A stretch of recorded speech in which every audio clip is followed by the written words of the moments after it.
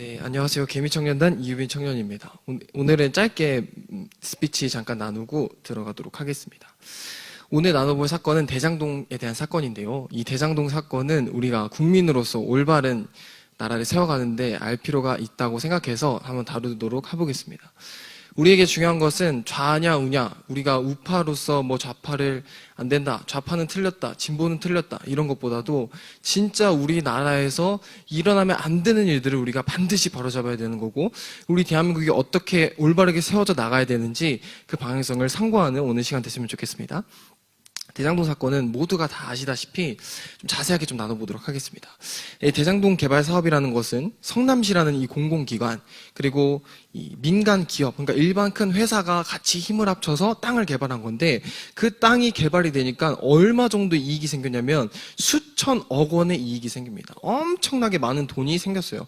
그런데 성남시는 1,800억 원을 가져갔는데 1,800억 원 이상의 모든 수익을 다 그 회사가 독식해서 가져가는 구조였습니다. 그래서 여기에 4천억 원의 이상 수익을 그 회사가 가져갔다라고 나오는데, 그 회사가 이 4천억 원이라고 나와 있지만 다른 이제 기관에서는 1조 원 이상을 가져갔다. 여러분, 이게 정말 말이 안 되는 겁니다. 4천억 원도 정말 말이 안 되는 거예요. 어떤 회사가 만약에 공공기관이랑 어떤 개발을 해서 회사가 다 그 나라 돈을 빼간다? 이거는 아주 말이 안 되는 겁니다. 그런데 이거를 왜 우리가 의심을 하게 되었느냐? 화천대유라는 이 회사가 바로 김만배 씨가 세운 회사인데, 이 회사에서 결국에는 초과이익 독식 구조로 다 가져갔다는 거예요. 이것은 무슨 뜻이냐? 성남시랑 회사가 같이 개발했으면은 둘이서 어느 정도 같이 돈을 가져가야 되는데, 성남시는 진짜 기본 중에 기본 조금만 가져가게 하고 나머지는 다 회사가 가져가게 했다. 그래서 어떻게 의심이 되는 것이냐? 이 회사랑 성남시의 어떠한 사람들이 손을 잡고 이 국가의 돈을 통해서 개인의 이익을 추구한 것이 아니냐.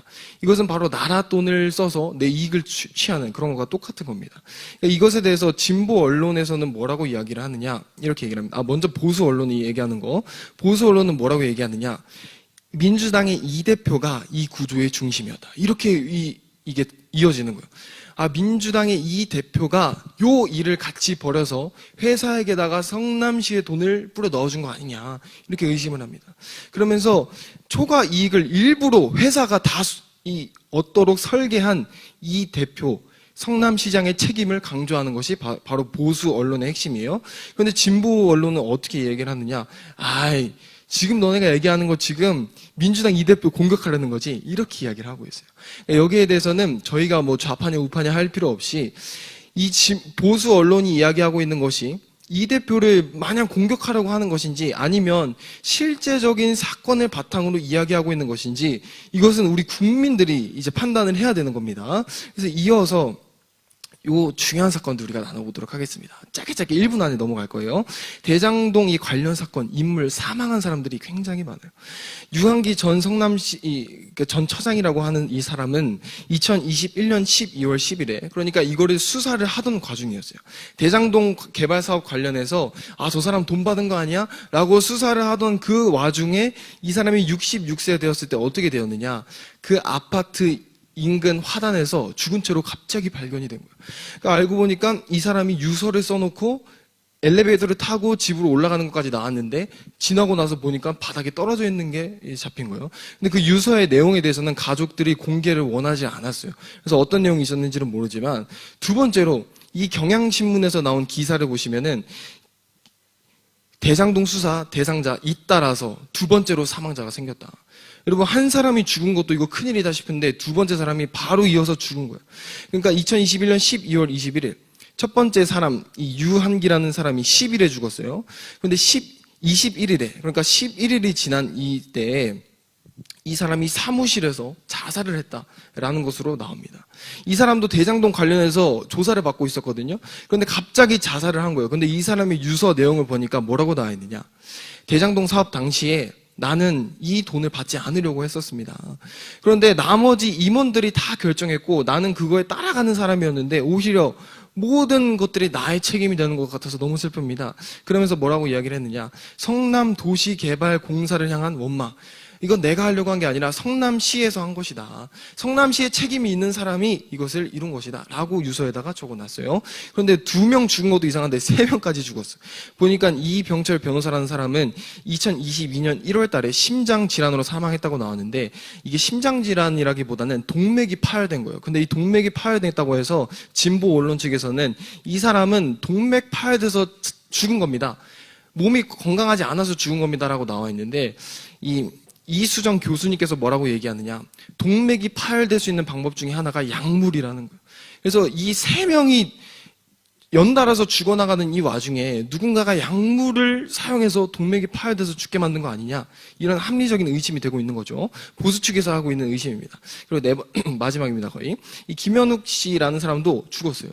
그런데 자택에서 이 사람은 죽은 채로 발견됐는데 이 사람은 또 민주당 이 대표의 법인카드 유용에 관련해서 아주 핵심 인물, 성남시에 이 사람이 아주 핵심 인물이기 때문에, 그리고 이 대표의 가장 최측근이에요. 그러니까 이 사람을 통해서 모든 비리를 다 밝힐 수 있었는데 이 사람도 어떻게 돼요? 죽은 채로 발견이 됐다. 다 죽어 그냥. 그리고 마지막 전형수 전 경기도 비서실장도 죽었어요. 2023년 3월 9일 자택에서 극단적 선택. 근데 이 사람의 유서 내용이 좀 충격적입니다.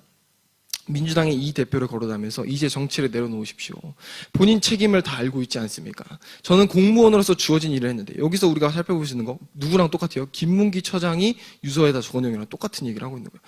억울합니다. 나는 최선을 다했는데 결정하는 사람들은 그 책임을 받지 않고 나머지 사람들만 그 일을 받으니까 는 억울합니다. 대표님과 함께 일한 사람들의 희생이 더 이상 없어져야죠. 주변 측근들을 잘 관리해 주세요 라고 했습니다. 이제 결론 마무리 짓겠습니다. 여러분, 이것에 대한 해석은 누구의 몫이다? 우리 국민의 몫이다. 제가 이 정치에 대해서 공부하면서 느낀 건 그거예요. 내가 진보가 옳으냐 보수가 옳으냐 말할 필요가 없어요. 그것에 대해서는 각자가 생각해야지, 더 이상 옳다 그러다 말해도 어차피 안 들어. 대신에 우리는 무엇을 해야 되느냐, 여러분, 진짜 이 사건에 대해서 우리가 어떤 판단을 내려야 할지 보수냐 진보냐 상관없이 우리가 결정해야 되는 줄로 믿습니다. 누군가는 이 모든 것이 우연이라고 말해요. 그런데 다른 사람은 이것이 구조적인 침묵이라고 이야기를 합니다. 우리는 최소한 어떻게 해야 되느냐, 이 사건에 대해서 그냥 넘어가면 안 되는 거예요. 그냥 대장동 사건, 그랬지, 몇 명 죽었지. 여러분, 그러한 것은 우리의 책임을 무시하는 것인 줄로 믿습니다.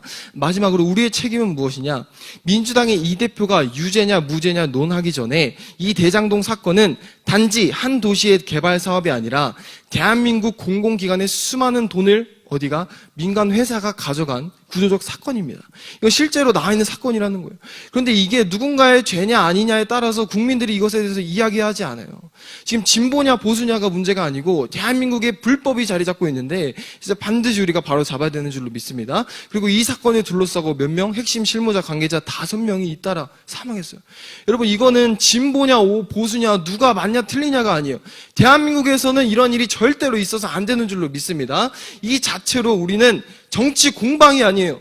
더 이상 우리가 묻고 기억해야 할 이것은 무게 있는 현실입니다. 그리고 마지막으로 우리는 이 무게를 기억 속에 던져두지 않고 되묻고 살펴보는 일, 그것이 우리 시민으로서의 첫 걸음이라고 생각합니다. 스피치 마치겠습니다. 감사합니다.